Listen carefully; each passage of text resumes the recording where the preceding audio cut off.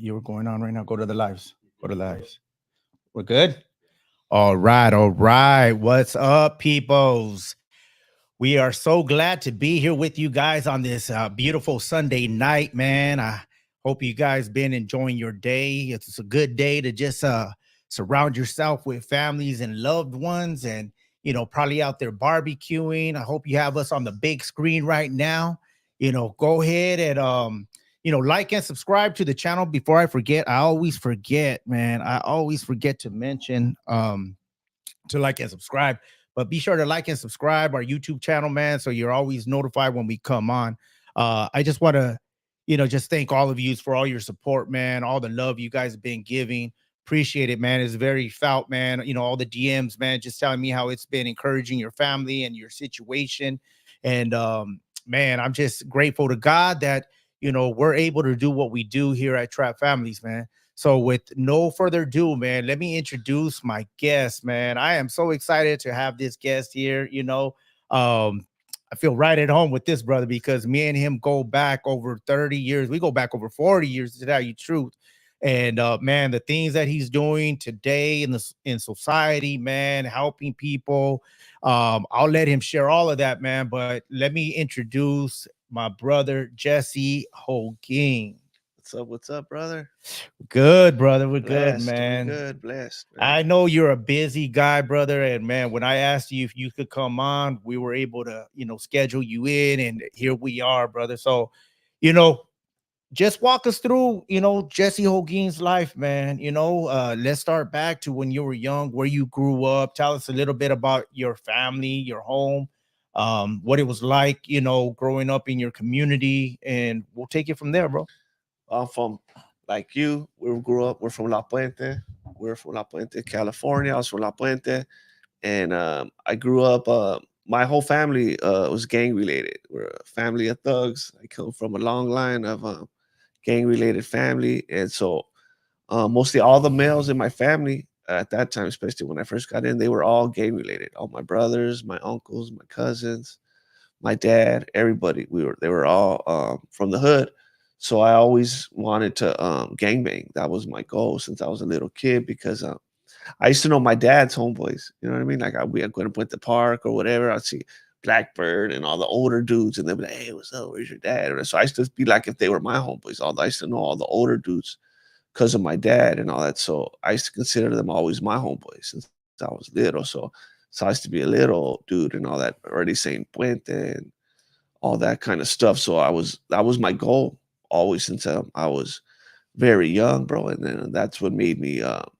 So I got into the hood. You know what I mean? Real good. Me and my Mhm. brother, more because of Ricky, my older brother. Name was Ricky. Used to good friends with pal around my brother Ricky, but he got more. So I was just tagging along with him. You know what I mean? I was always with my brother Ricky. So Ricky started meeting all the fellas and all of that. So I was just a little old kid at that time. So I'll just be everybody. That's Ricky's little brother right there. So I'll be with Ricky like that. And then, but that's how I always had like a chip on my shoulder trying to prove myself because um, I wanted to make my own name. You know what I mean? Because everybody respected Ricky or they expected my cousins, Richie and Louie and all my family, my dad and all them, whatever and all that.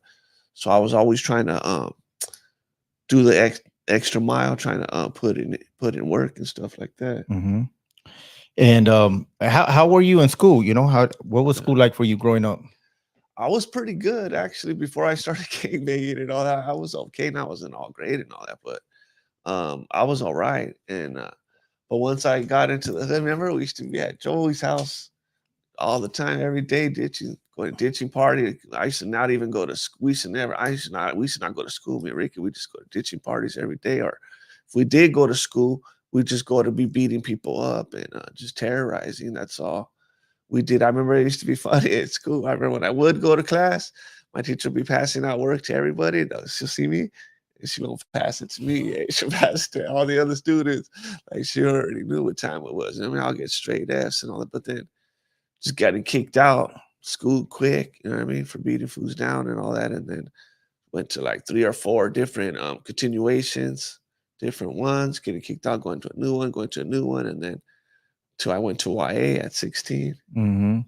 So growing up in that lifestyle and everything, what was your relationship like with your mom and stuff? How was that? It was good. I came from a good home. Like my mom and dad, they're still married right now. But it was a good home. Like it wasn't no hard life and all or whatever. Like I had good parents, good home and all that.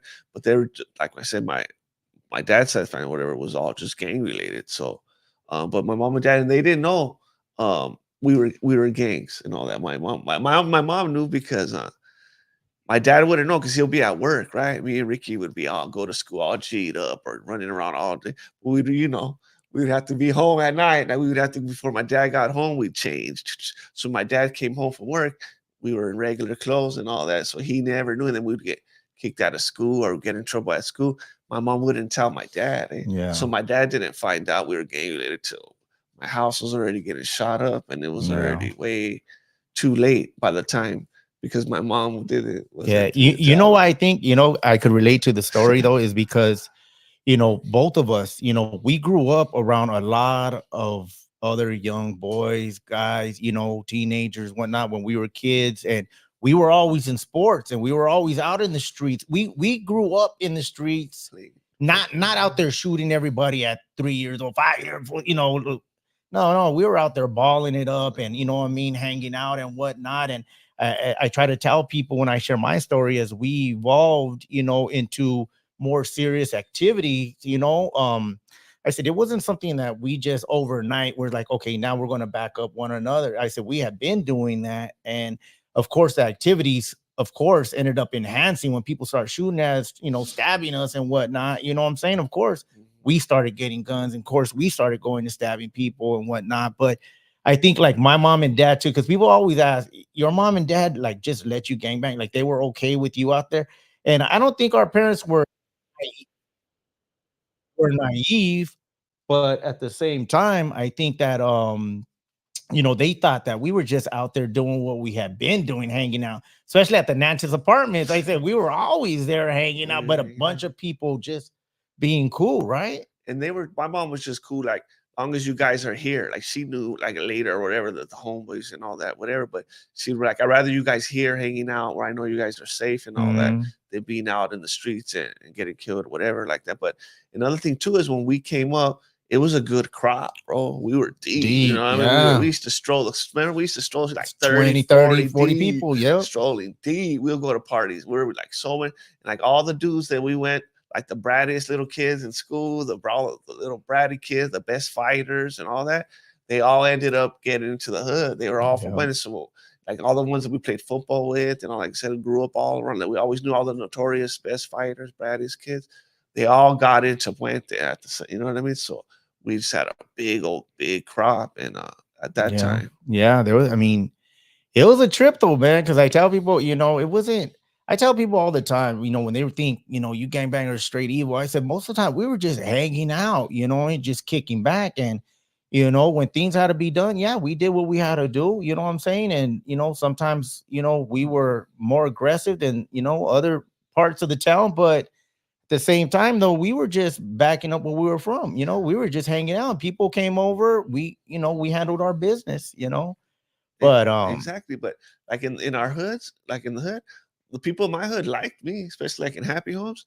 We were like a cop, you know what I mean? Because we actually protected the hood, so they wouldn't trip. Like we'd be right there. We wouldn't let fools come in and break into cars or anything. We would protect the hood. So in my hood, the people they used to love me. Even though drive by regular people, they would look out for. Hey, the cops are down the street, or they would like look out for us because they knew they actually liked it. The gangs around because we protect, like you said, we protected. We wouldn't do stupid stuff around our own yeah. neighborhood. We'll be protecting it. And I think it was hard for a lot of neighbors to really hate us, so because they seen us growing up there. They I mean, seen we us were growing born and up. raised in that neighborhood, and most of our neighbors had kids that were our homies. You know what I'm saying? I Yeah. mean, so I mean, that's just the way it was, though, man. Or they were on their son was on a football Football team, team, yeah, baseball baseball team. team. I mean, Yeah. they seen a different side of us. You know what I mean? I mean, there was many parents that would always tell us, "Hey, you guys are better than this." Remember them people that would be like, "Hey, you guys don't gotta be like this or whatever." And it was just like, "Be like what?" This is who we are. That's all it was, plain and simple. But you know what? By the grace of God, we are where we're at. But anyway, so let's get up to when things got really extreme, because I know, there came a time in our lives where we ended up going different paths, by getting busted and, going down, just different roads. So share with us, man, as you got more into the teenage years and things started getting bad. Yeah, I just started just putting it down, bro. And then I got busted. They raided my pad, like I said that one, and there was a trip because I had just went on a sick one that night. Me and my homeboy, my sniper, we went and we were just rolling all around, lighting up, and as soon as he dropped me off, he's like, "Hey, Rev, let me look your Fusca." You know what I mean? So I said, "All right." I gave him the gun, and I went in the house, and my house got raided like 2 hours later. Mhm. So I thought they were getting me for all the shootings that I did that night, right? And Mhm. funny thing about it is I never got charged with none of the stuff that I did that night. They got me for shootings I had did months beforehand. So they charged me when they first raided my pad. They charged me with 4 shootings. And you didn't even know which ones. I mean, Yeah. of That's why I course was we're in the saying, station. we don't know nothing, man. You crazy. We didn't do none of that. And We you're didn't trying do to none of that. question which one is it actually Yeah. for? And then it was funny, because they were having me right to the cops and all that. And then my mom, Latina moms, was like, "What? My son ain't in no gangs and this and that." Or I was fighting with the cops, and the cops, "Oh, is that right?" And he lifted up my shirt, and I have a big old tattoo up my back. So my mom just looks at it, like that, like, ooh. It was funny, that I had a big old, so yeah, we were all gangly, but so yeah, so I got busted, and then I went to YA, you know what I mean? And then I even seen you in there later after the years, but it was a trip, like I didn't want to, you know what I mean? When I first went up, I didn't, people in the halls, like, I didn't want to go to YA. Like, oh, I don't want to. I wanted to go to camp because all the other dudes were going to camp and all that. So I was thinking, hopefully, this is my first time doing time. You know what I mean? Hopefully, I'll go to camp. But nah, man, they sent me straight up to YA, bro. And it was a trip. As soon as I rolled up at SR, bro, I'm at SR. You know how when you first walk in, Mhm. there's like 9 of us, and everybody's out on the yard right there, whatever. And I'm right there, and then I just hear F Puente.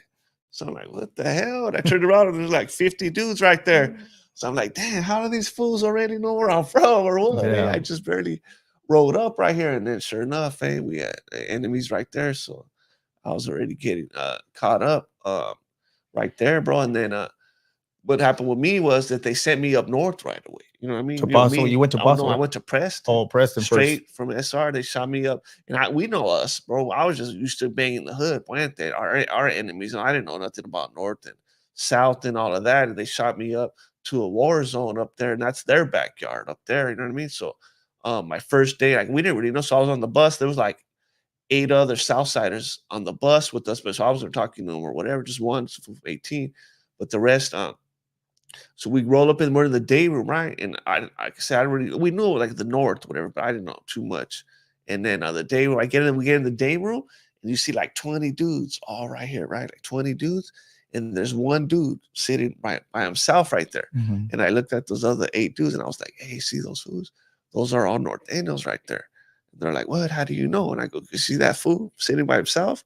That's the homie sniper from Echo Park right there. That was my dog in the halls in LP." So those were, and sure enough, bro, they were all them, and they rushed us that night. And so the first night, we got riot, tear gas, and then the Preston, it looks like a straight castle, bro. It's Yeah. old, looks like a straight castle. The whole looks like a straight old dungeon, bro. You know, this was my first day there, and they took me to the hole, and then I'm in the hole, and it seems like it's just all them vatos, just Yeah. all them, like hundreds of them, and they're all wolfing crap talking out the window, and it's all them. So I'm like, damn, is us 8? Are we the only? I don't know or Yeah. what. I'm like, is Yeah. us 8? Are we the only Southsiders in this whole institution? Because I just hear hundreds of them. You know what I mean? They're even going to my door talking crap and this and that. I was like, dang. So I thought, I was like, man. But then when I went to from the main line, I found out we were deep, and Yeah. the homies were putting it down, so we were cool. Okay. So how long did you end up doing on that first term, that YA term? 3. 3 years? Yeah, and then I got out, and then I tried to do good, and I got violated real quick. I was only out for like a few days, and I got violated, and then I went up to Chad. Got invited. I went to Chad. That's when I seen you at TS, and I was like there for Chad for. Then they put me to the hole right away, So I was at the hole at TS, and then I went up. They went up, and I went to Chad. So I was there for a year, and then I got out, and I was running amok when I got out, but that was the worst time when I got out of YA because I was all crazy, bro. I was always on a Why it sick will one. make you like that? Yeah, Shoot. YA made me like that. So even when I hit the streets, say like the homies were like, "Oh, seeing me," and then that's just a regular YA boy, you know what I'm saying? But the homies were like, "Dang, Jesse's a fool," or I don't know what the homies were thinking or whatever, but that's just a regular dude from YA, you know what I mean? So I was out like that, bro. I was out and putting it down, bro. I was trying to just put it down for my hood, make my hood come up At and this time, Jesse, I'm that. sorry to cut you off. At this time, how old were you? Uh Were you in your 20s already? yeah, yeah. Early 20s, probably, huh? Yeah, early like 21, 22. And yeah, so I was just doing good, bro. I was just like that. But I was always working, bro. Even though I was always working. But I feel bad for my mom and that because what I put them through, bro, because my mom used to worry, bro. Like I remember she would open my drawer, there'll be guns, drugs, everything right there. And then I would never even be home, bro. Like I'll be gone for days. I would just come home, shower or whatever, and like that, bro. And so she would always be worrying for me like that. And then I felt bad too. I remember that because that day, at that time, bro, I didn't care about nothing. I didn't care about my family, nothing. All I cared about was the hood and like that. And I remember it was Mother's Day, bro. So Mhm. now I just came home and just got some stuff and I'm jamming. And then my mom comes running outside and she's like, "Hey, it's Mother's Day. Ain't you gonna like stay? You know what I mean? Hang out with me and all that." And I was like, "Nah, hell no. I'm going to the hood, eh?" So I left and my mom was all crying, you know what I mean? My mom Mhm. was right there crying and all that. So at the time I didn't feel bad or whatever, but now I look back, I felt bad, you know what I mean? My mom was crazy because she was the only one that stood down for me when I was busted, Yeah. visit me and sending me money and all like that. So it was hard, but I was just being like that. And then till even my dad, till one day, my dad like was talking to me. I said, he's like, "Hey, so what's up? Hey, what's your plan? What are you gonna do or what? Like what?" He's seen how I was being all like that, and I was like, "You know what? Dad," I said, "don't worry about me. I'm either going to end up dead or in jail. So you ain't got to worry about me." And then my dad was like, "All right, since you said that, I'm not going to tell you nothing no more. Just do whatever you're going to do." And I said, "Yeah, I'm either going to end up dead or in jail."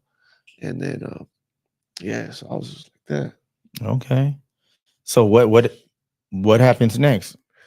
Dad tells you that you're like out there in the streets even more so now, feeling like. Yeah. Did you kind of feel liberated? Were you out of the house officially at that time when No, you I had was that? still there, but I should never hardly be home. I So would your just dad come didn't home. come at you like tell you like, okay, you want to be on your own, you want to be a big man, okay, Nah. get your butt out here, go.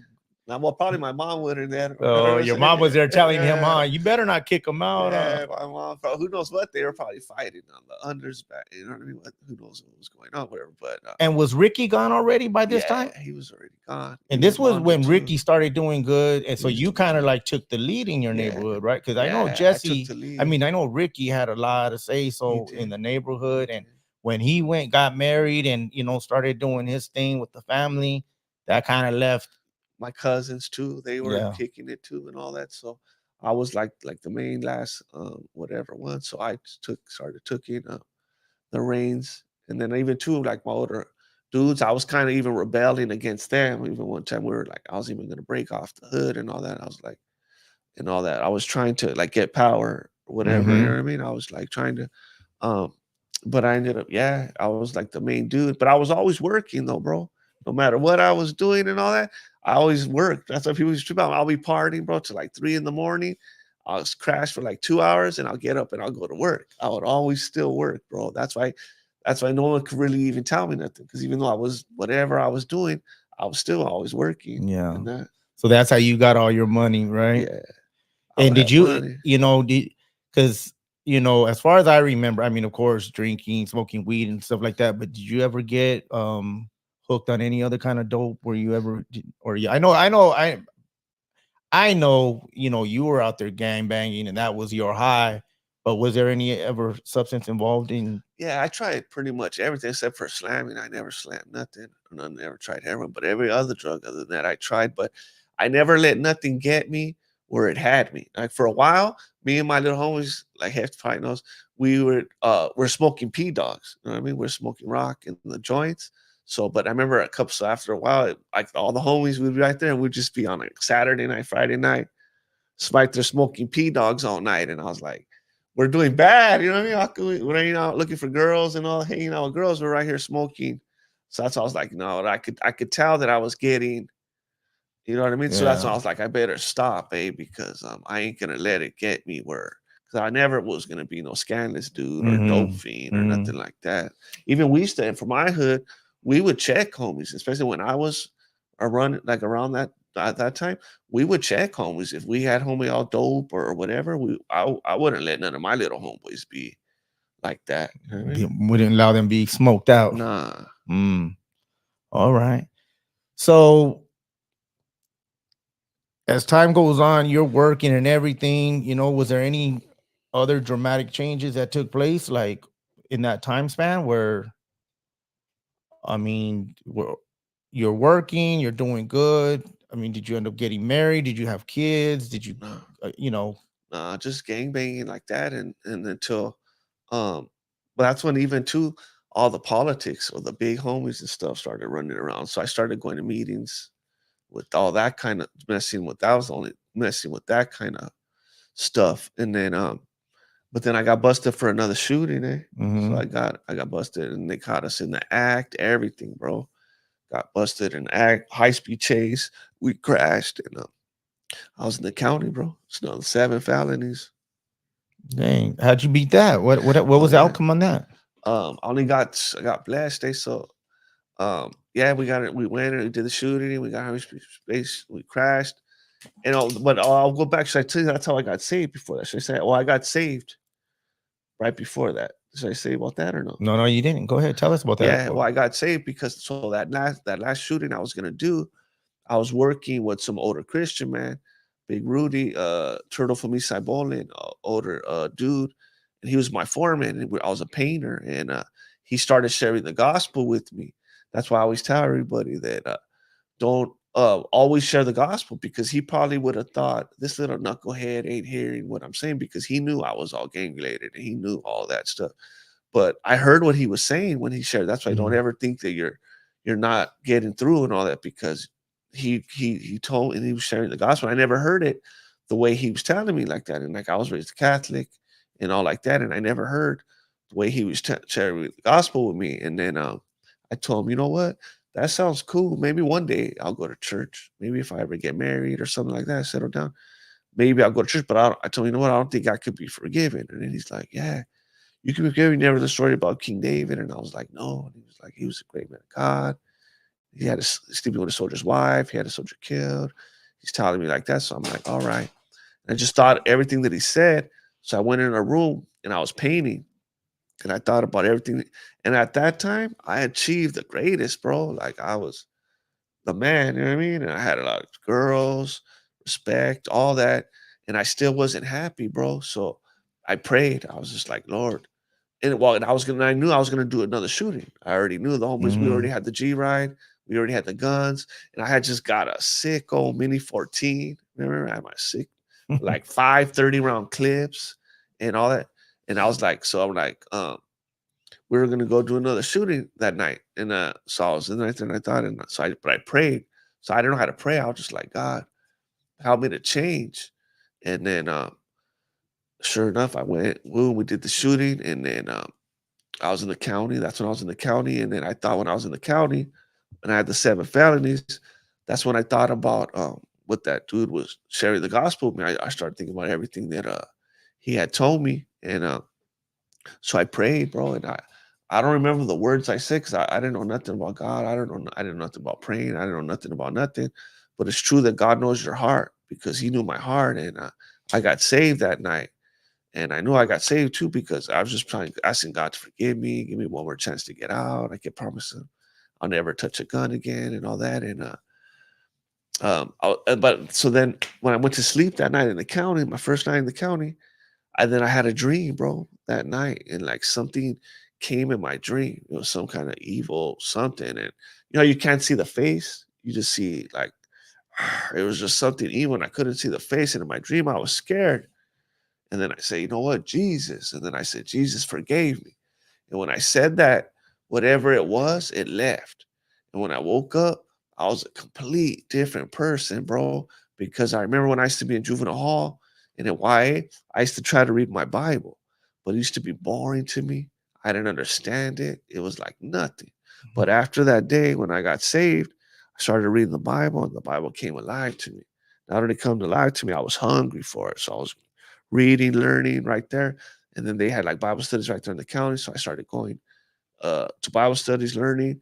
But the mistake that I made was I tried to walk on both sides of the fence. I was still trying to kick it with Mm. the fellas, all the Southsiders, but then I was trying to read my Bible and pick up the Bible and learn about God. So I was trying to do both, bro. And But then at that time, Jesse, were you still practicing? I mean, a Catholic? Were you like confessing a yeah, Catholic? Because I know God you say you bless. just asked God to change your heart, Yeah, and yeah, like myself, when I had my first moment of clarity, and I cried out to God, as a Catholic, I didn't know how to be personal with God. You know what I'm saying? I didn't know how to really try to hear from God. You know what I'm saying? It was always kind of like a vain prayer, like hopefully he hears me if he is out there or whatnot. So at this time when you were in there and you were like, help me change, and then you started reading the Bible, you started like, I mean, it got interesting, it kind of became alive to you, and you believe that when you ask God, he started to do something in you. Yes. I knew it was something because, like I said, I could feel it on the inside, something dramatic. Because I remember, bro, it'd be like right now, like 1 o'clock in the afternoon. I used to get thoughts all the time, bro. Like the devil was putting evil thoughts in my mind. I would thinking I could run up on the enemies like this, and I could Mhm. rip on them like this. And I would always thinking bad, how to do bad things, and it used to worry me, bro. I was like, dang, what's wrong with me? How come all I ever think about is hurting people and doing bad? And like all those evil thoughts, it was gone, bro. And I was just something dramatic. I remember I was even in like a 5-man little cell right there.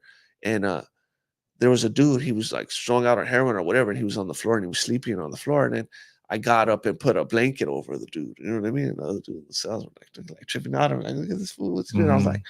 what am I doing? Something happened. Like I knew something dramatically had happened, but then I was like, you know what? I'm Catholic and Christian. You know what I mean? I was saying, why? Because I'm Catholic, but from everything I'm hearing and everything I'm studying, so I would say, oh, you know what? I'm Catholic and Christian. But then I was like, you know what?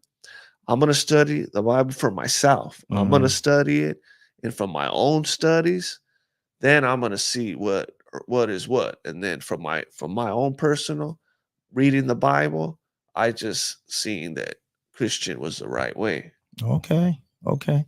So what happened? God blessed you. You were able to get out.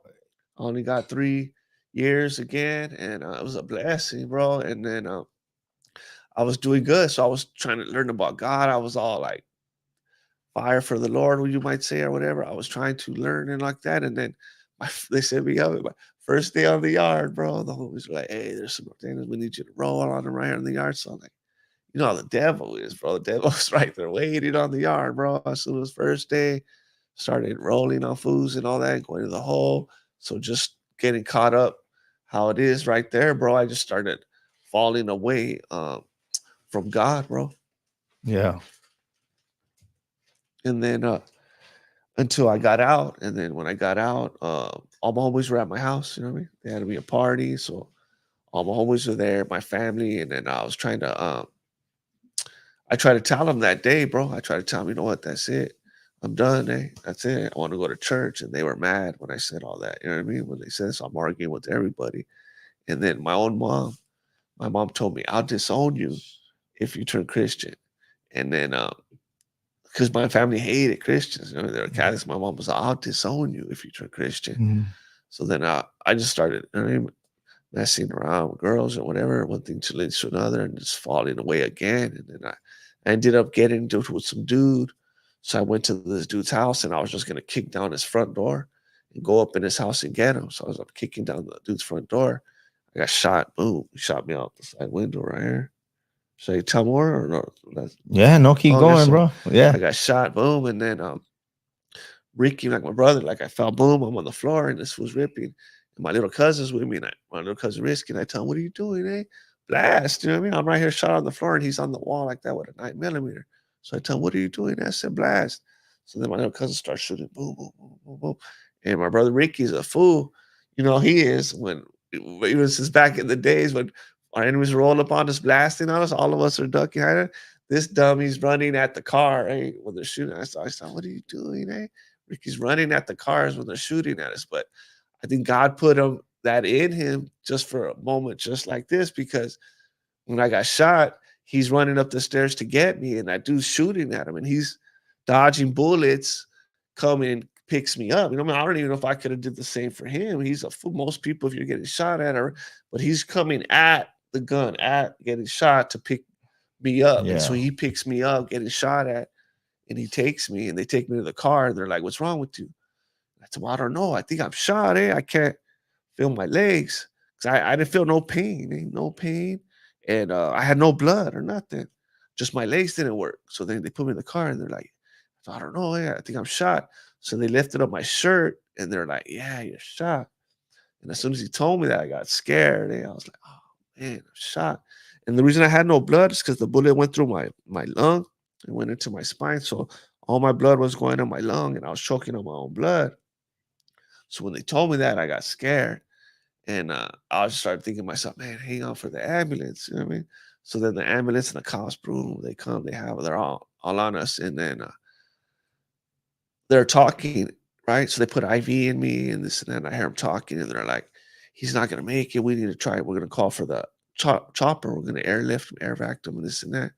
I hear them talking. I hear them say that he ain't going to make it. And then so they tell me we're going to air vac you and all that. Hang on and all that. So now I'm telling myself, hang on for the chopper, hang on for the chopper. And as soon as we're flying, the helicopter comes, I'm flying. And when I'm in the helicopter, I just remember it being dark in the chopper, you can hear it. And there's like a dude in there with a helmet and all that. And he's like right there, like, yo, you're right, whatever. And I was holding his hand. And I remember just holding it like hard. Like if I let go of his hand, I was gonna be dead. You know what I mean? I was just gonna like save me. I was like holding this dude's hand.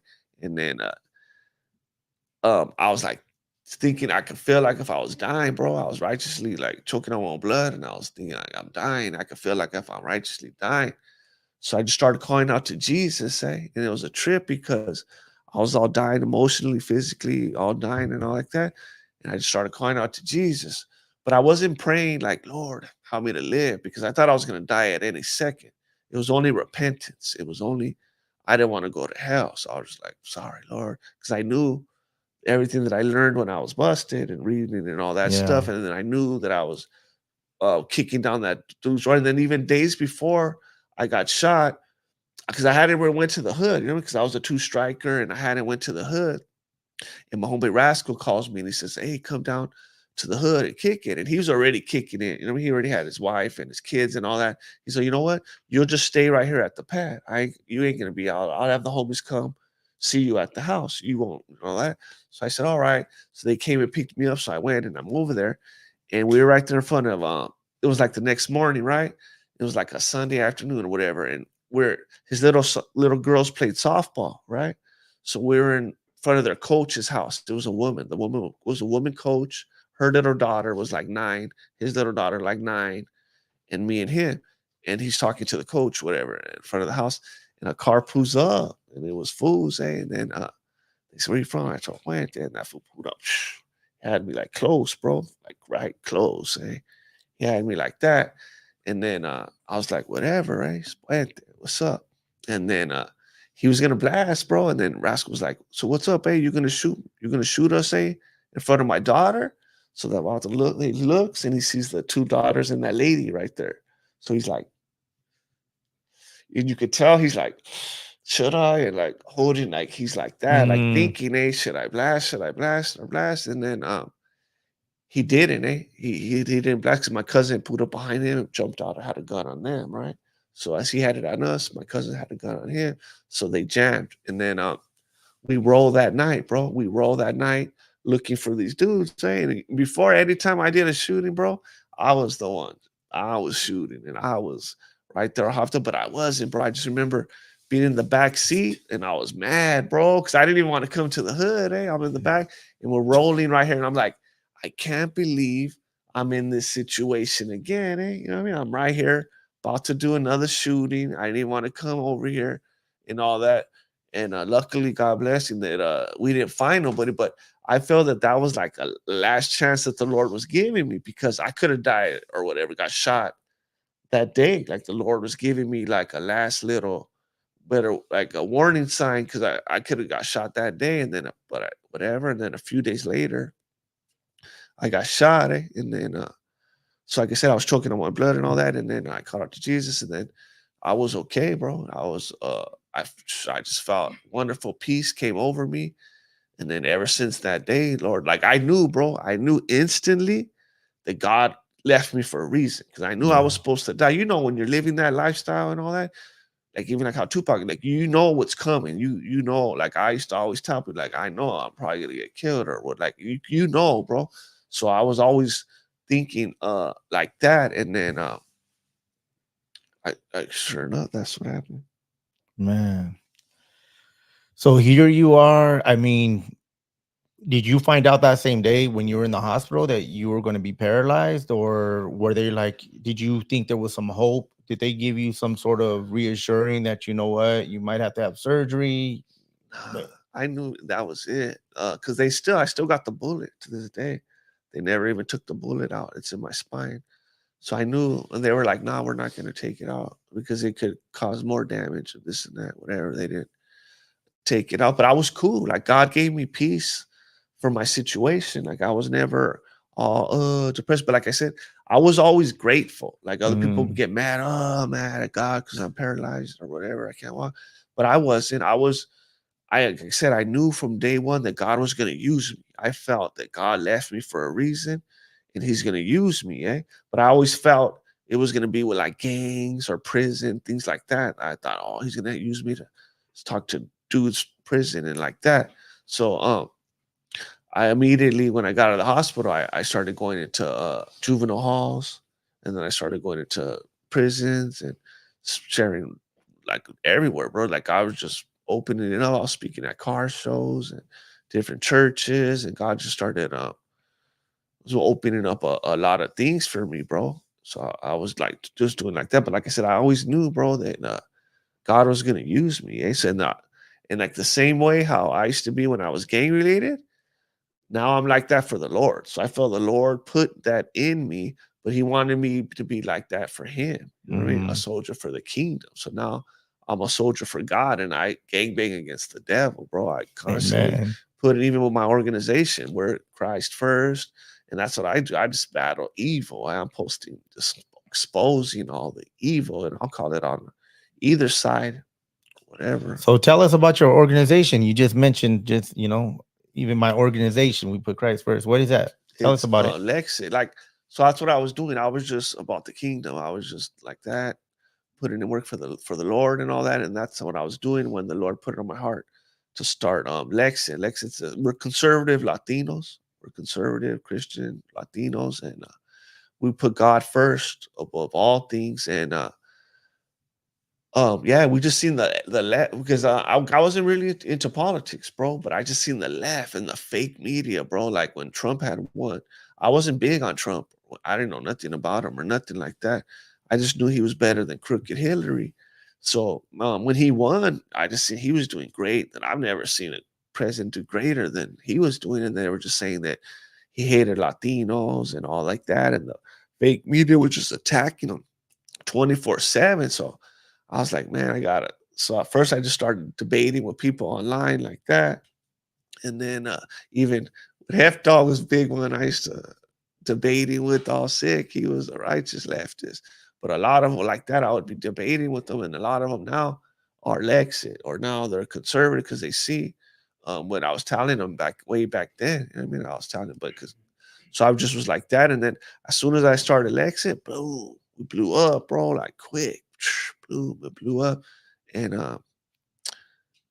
God was just using us. And imagine, bro, I even got invited to the White House 6 times, spoke at Turning Point several times. Candace had me speak at Lexit, just like in all things, bro. Like we just, and we, like I say, we call out both sides, bro. Like we'll blast Trump if he does something that we don't feel. We'll call him out. We'll Yeah. call everybody. So that's why we even take heat from the right side too, because I say we're equal opportunity.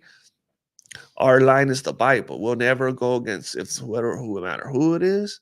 If they go against the word of God, We won't do that. With election, we say, nah, we don't do that. We're not gonna. We obey the word of God, and that's it. We don't compromise. That's cool.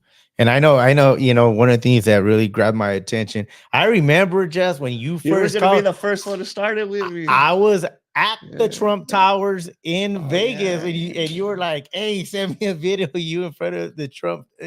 I was staying in the Trump Towers at that day with my family when you called and you started telling me about Candace Owens, about No, but before that, when I first was gonna start yeah, Lexit, yeah, I told you, hey, I'm thinking about starting a thing. You yeah. want to start it with me? And you're like, oh, I can't. I'm too I busy and couldn't all that. commit though, Yeah. because I told you, because my family, I had just started my business and there was a lot of different things going on. And I knew you were going to go strong and I didn't want to leave you hanging, of course, but I really, really, loved when, your approach and, especially in voting time where it's like vote your belief systems. And I believe that, you and the whole Lexit movement, is about educating the Latino community because for so long, the Latino community only believed one way, and I'm not here to, I'm not going to use this platform to just, Yeah. blast anybody at any side, but you guys give people the opportunity to see things as it is and give them the opportunity to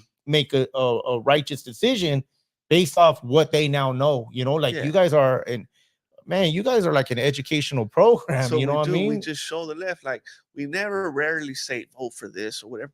We just show. That's why, like the left, we just show them. We just show the left what they're doing and all that, and people decide what you want. We show 'em, like, do you Yeah, support man and women's restrooms? I mean, do you support mutilating kids? make them think. All that, you know what I mean? You support like all that. Like the women that are taking over women's sports with these dudes and all that, like killing babies, all that kind of like they're totally whacked out. So we just show them like a mirror. We're like, look, Yeah, hey, look at these fools because most Latinos are Catholic or Christian. We have a love for God. So, but most Latinos see they were manipulators for so long. They were getting Latinos to focus on race, only vote on. So they do that to the blacks and Latinos.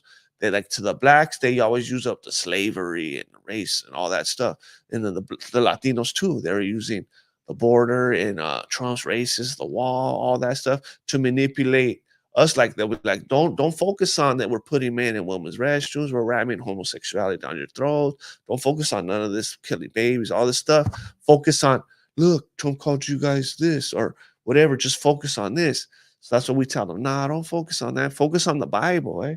Vote your godly moral values, yeah, eh? We tell that them, do part. your homework, do Yeah, your research, vote on policy, eh? Vote on the issues, vote on that. Don't vote on feelings or yeah, whatever. And I tell you too, you should be listening to what your pastor says than some politician or these perverted dudes in Hollywood, pedophiles or whatever, those rappers and this and that. Why are you listening to what they're saying? Listen to what the word of God says. Listen to what your pastor says. Eh? That's why the world is getting evil by the day because of these people are doing that. So that's what we're doing. Like we said, we just tell them to vote your godly values, and we just show them like, you guys for this, you for yeah, that, you want your daughter to be in the restroom or showers and this and that with yeah, dudes and all that. Like, no, then Steve, you know what I mean? Like, but in pretty much everything, we don't want open borders. Everything, we don't want them taking our guns. We don't want higher taxes. You know what I mean? You name it, bro. And yeah. then I'll just show people, let them decide. Yeah, that's cool, Jess, man. I'm very, very proud of where you're at, man. And I don't tell you enough, I don't give you enough props, man, because, now that, our viewers and, shoot, I know so many people that know your story because, I mean, you guys haven't seen him on a news on a news channel. He's all over YouTube with this Lexit movement, man, because it's really, really making a loud noise in the Latino community.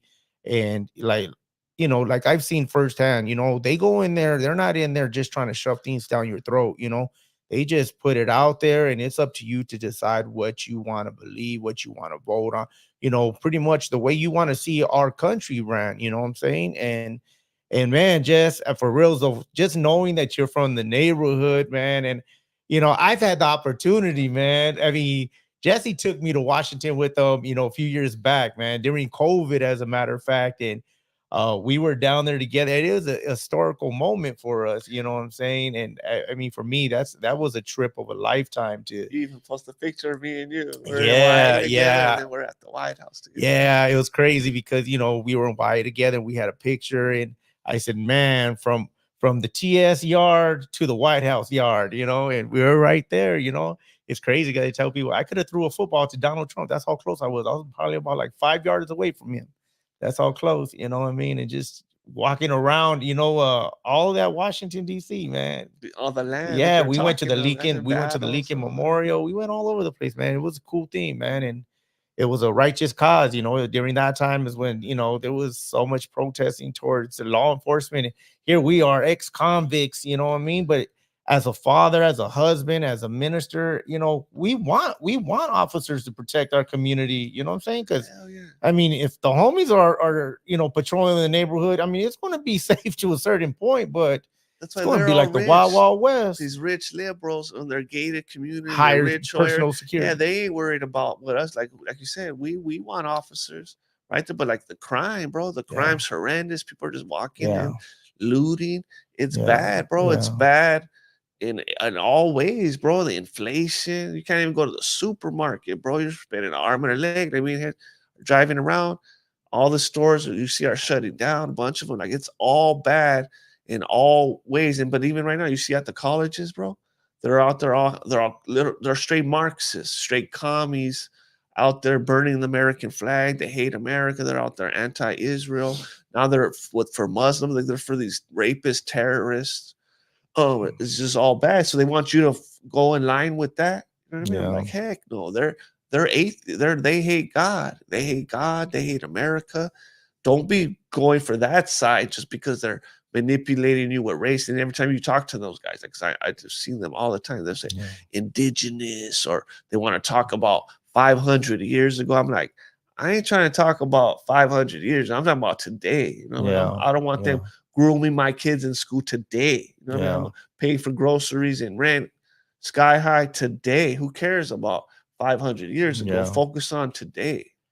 Yeah. And one thing about Lexit, I know you guys, take a deep stand on, on issues and whatnot, but man, you guys do a lot in the community as well. I mean, I see you guys giving away a lot of clothing, food. You guys do a lot of outreach, just really looking out for people, man. And it's crazy because I mean, I've done seen you guys down there in Skid Row. You guys been down there, in some trenches, man. And man, I appreciate that type of work that you're doing out there, what I mean? And because a lot of people just, I mean, they may hear Lexit and right away be turned off. Oh yeah, they're some political group or whatnot, but in reality it's more than that. It's more than that. And I know people always talk about how we shouldn't talk religion, politics, or what's the other part? There's like three of them. What is it?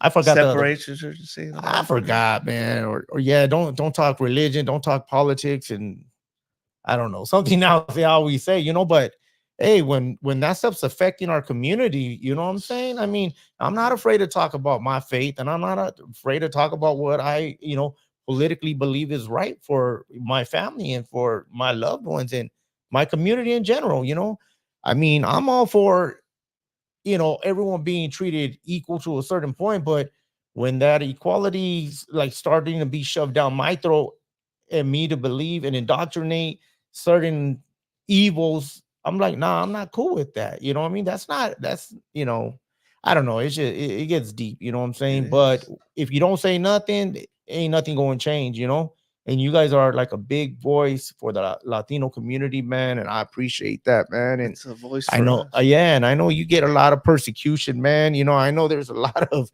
death threats and whatnot, but you know what? I know you, man, and you could care less. You're like, man, threaten me all you want, man. We even got a lot of hate, like I said, from our side. But that's one thing I'm proud of us about is like Lexit, we're the most. We represent the Lord all the time, bro. We're like constantly the Lord, because other organizations and all that, and they say, oh, they're Christian or whatever. They won't ever post nothing about the Lord and all that. Like we always do. We always represent. And that's like you said, that's why we feed the homeless. We give kids Christmas presents, Yeah, all back to that. Back to school. You got them school. backpacks, And we ain't even got no money. supplies. The only money we make is from selling our gear. You know what I mean? Or we put up our own money. and we help, like I said, because it ain't always about politics. Mhm, We're about helping our our culture, you know what I mean? mhm. Helping people in need, and then but every event we have too, we always give them the gospel first, like before they get food, before they get backpacks, whatever presents. First, they get the gospel, and then like that. So we're always putting the gospel first. That's cool, Jess, man. Big shout out to you guys, man. It's crazy. Yesterday, yesterday, Saturday. So I was doing my taxes, right? I'm doing my taxes. Me and my wife were talking to our tax guy. He's a Filipino. He lives way out, like in Simi Valley, out that way or whatever. And he follows Lexit. I was tripped out. He's What the hell? Filipino and stuff. How'd that And come up? I forgot how what we were talking about. I forgot what we were talking about, but he was like, "Yeah," and he started showing me on his phone how he follows you guy. I was like, "What a trip!" So, man, shout out, man, to my tax So he guy. seen you probably because I posted it today that I was going to be on here today. So Yeah, he well, was I told him that I was having the founder of Lexit on my podcast today, and that we grew up together and stuff. I started showing videos of us, we were younger and stuff, and yeah, man, it's funny though because when he told me though he's Filipino and I wouldn't think he would have an interest in I don't know, you know what I mean? It just Latino page. yeah. But no. I mean, there's a lot of similarities, you know what I mean? It's just funny Well, though that he follows. everybody's pissed, bro. Nobody likes. Like it made like they made me get involved. Like I said, I was more into sports and just the Lord. You know what I mean? I wasn't into politics or none of that, but I had to. Like they made me get involved because it's getting so bad, bro. I feel even if we lose like one more election, America's done, bro. It's a wrap. It's already so bad right now. If we lose again, that's why I'm like, so if we go down, bro, I'm going down swinging. At least I know I put it down. You know what I mean? Because imagine people when they grow their kids are like, dang, dad, and then all that was happening. And what did you do? You know what I mean? I'm like, I had to do something, man, because it's bad, bro. It's getting like now next is is pedophilia, bro. Next on the leftist agenda is gonna be it's coming up is pedophilia. It's like not now when are you gonna get in? You know, when are you gonna get involved? Like I said, when it's full blown pedophilia, they're already the left's trying to push that, bro. So it's bad, bro. It's getting bad. Yeah.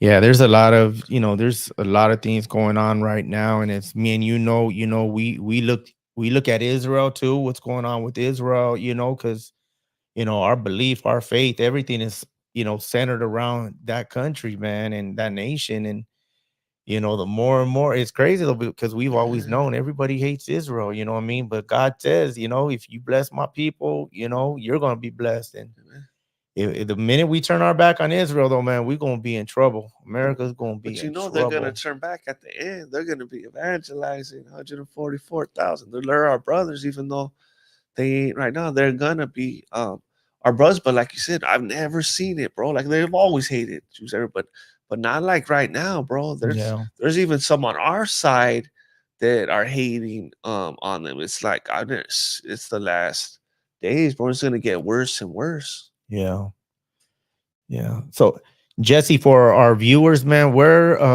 can you just tell them how to find you? I know probably a lot of your viewers are on here already, but just they can find you on Instagram under Lexit. It's Lexit Movement, right? Lexit movement.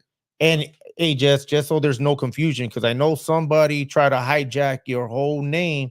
So how can they determine the real Lexit? Yeah, only on Facebook. Our Facebook page got stolen.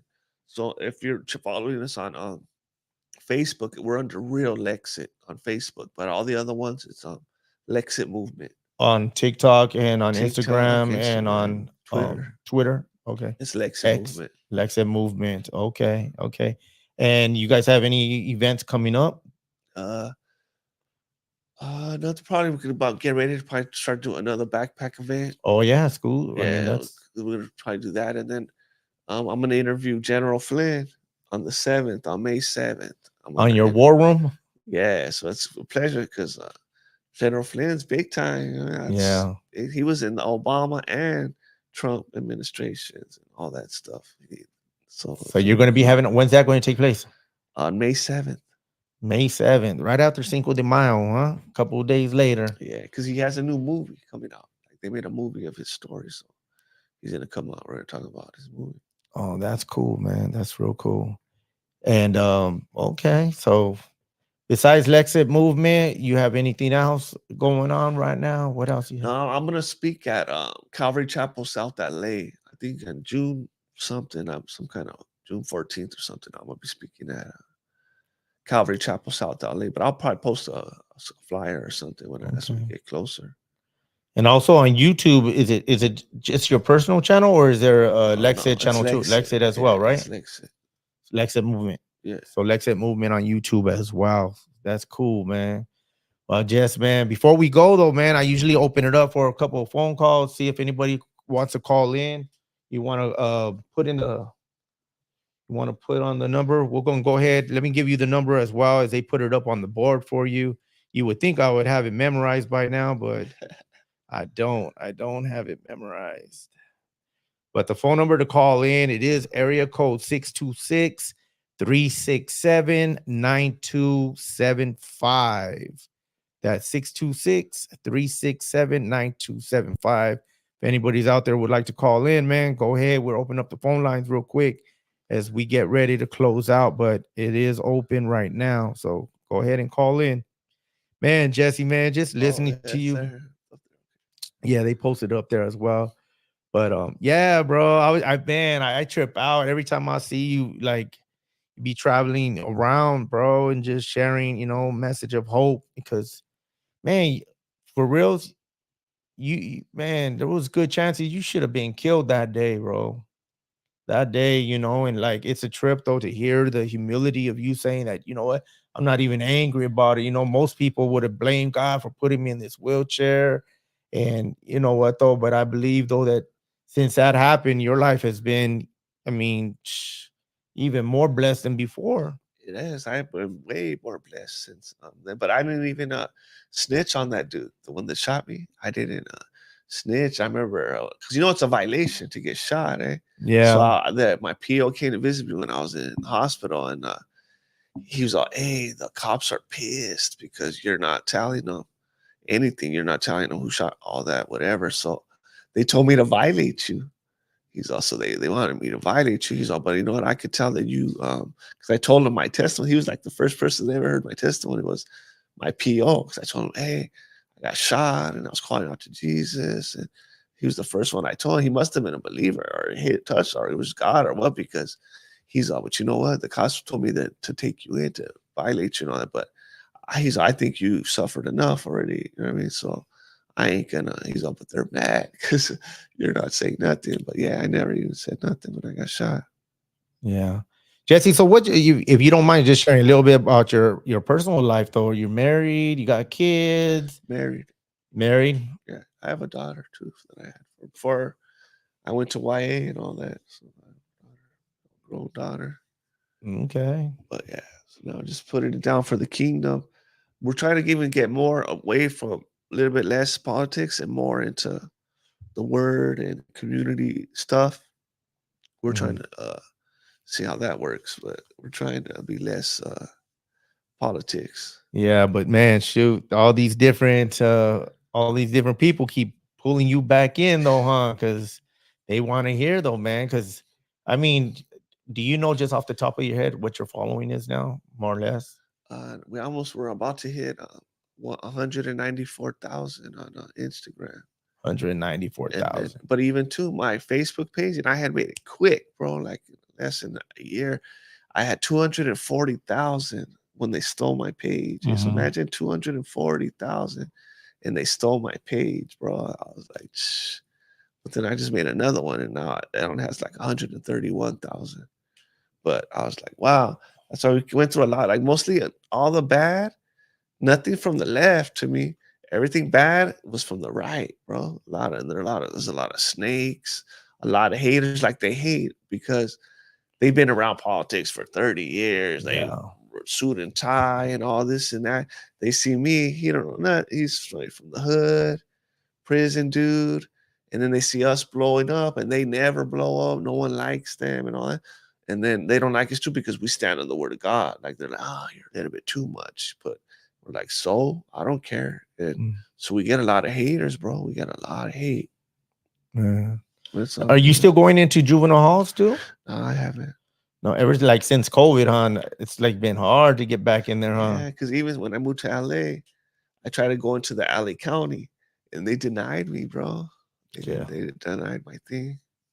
I know it's real hard for me to get back We both into. went into LP. Remember? Yeah, right before they were That was a talking about shutting blessing. it down, huh? Yeah, that was a blessing. That was one of the biggest blessings for me because we were both in there. Yeah, me, you, and Javi. We went back in there, bro. It was a trip, and then the little guys liked us. Remember, Yeah, it was it was cool. a good Yeah, well, we time. came. I mean, we met them where they're at. You know what I mean? We could relate. You know? Yeah, Yeah, because we went with a lot of squares too. But it was cool though, man. It was cool. I loved it, man. Especially when I was going into the youth authority a lot. You know, I used to go in the youth authority like weekly. wow, that must be a SRCC. bless. You Yeah, did? I even got my state ID card and Is it everything. still open? No, SRCC's closed now. Dang. They close all the Ys or what? Except for I believe Ventura. Oh no, no, I think they even closed Ventura now. So where are they I sitting on think the every way at? county's holding them in their county jails now until they turn 18 years old, and then they send them to prison. Wow, so they got to be in like, is there 16? They got to be in the county for 2 years. Yeah, I think they have a juvenile unit or something, but I believe Dang. every county jail now hosts their juvenile. I mean, they house their juveniles until they're adults, and then they go to prison. That That's sucks, huh? crazy. Yeah, I mean, YA was crazy, but you know what? I got a lot of good out of YA, man. I learned trades, you know what I mean? I graduated in YA. I done, you know, I didn't, man, I used to love YA personally. Yeah, Yeah, I loved YA. better than the pen. Way better than the pen. Heck yeah. Especially being Yeah, in TS, close to home, visits every week. I mean, yeah, I like YA better than the pen yeah, too. YA was cool. I like YA, man. It reminded me of like a university or something, you know what I mean? Because you had trade line, you know what I'm saying? It was cool. It was cool. But anyways, Jess, man, it don't seem like anyone's calling in. So we'll just go ahead and we're gonna wrap it up. Hey Jess, before we go though, man, I would like you to look into this camera right here and just kind of, give a message to, the families out there or maybe some youngsters on how to stay straight. You know what I mean? Just a little shout out, like what they should do, man. All that life, gangs, drugs, whatever, all that stuff. It's all a lie from the enemy. Like, look at me. I lost my legs. We lost so many good homies. Homies even busted. I missed the best years of our life. So that's all lies from the enemy. And plus, we're in crunch time. It's the last days. Jesus is coming soon. So make sure that you're right with God. And then also too for your family. Like you don't want to put your family, like I said, on my mom worried and all that stuff. You want to put your family and all that kind of stuff and all that stuff. But yeah, you should just seek God because it's the last days, bro. It's the last days. Jesus is coming soon, and I know you know that. I know you could sense it, you could feel it, just seeing around, and don't be get left behind. Don't be left behind. That's a good saying right there, man. Don't be left behind. Remember that It's movie about to back in the get day, bad. being left behind, man. That was a scary thought back then. But Jesse, man, I want to thank you though for taking the time out of your day, man. I know you're a real busy dude, man, and I really do appreciate you coming. You know what I'm saying? For reals, really do appreciate you sharing your story. And it's definitely a story of hope, man, for these youngsters that are out here thinking that that's the way to go, man. And like you just said right now, either you're gonna go to jail, you're gonna get dead, or you're gonna get slowed down one way or another. But your story, man, gives a lot of hope, knowing that you were just out there vicious, man, running up amok, and you know what, God was able to change your life around, and you're doing the most right now, man, with what God's given you. And like I said earlier, very proud of you and the stance you've taken, and the people you're helping, educating, our people, the Latino community, and just standing up for us as a people, man. And I know people watching right now are probably like, oh, he ain't standing up for us or whatever. But you know what? reality is, oh, until they get their eyes open, you are, bro. And I appreciate that, man. I'm grateful for, being bold. And like I said, man, them threats and everything that come your way, you're like, man, miss me with that dumb stuff. I'm still going to do what I got to do, man. Yeah, Appreciate that. man. So, with that being said, man, we're going to go ahead and tap out now. But you guys have a great work week. We'll be back next week. And don't forget to like, subscribe, and share, man. I mean, it's important to us to get, some people on here that, need to hear these stories of hope, man. I mean? Not just glamorizing the lifestyle of being a fool, you know what I mean? But being able to see that, what, it's not too late. Cause I know there's probably some OGs that are like trying to figure out, how can I change my life, man? How can I get right? How can I position my family for something better? And you know what? I hope that these stories, and I know they are, because I'm being DM'd, I'm getting a lot of messages, how they are helping you, they are giving you hope, they are giving you encouragement. So, man, share it, man. Share it with them that need to hear these stories of hope.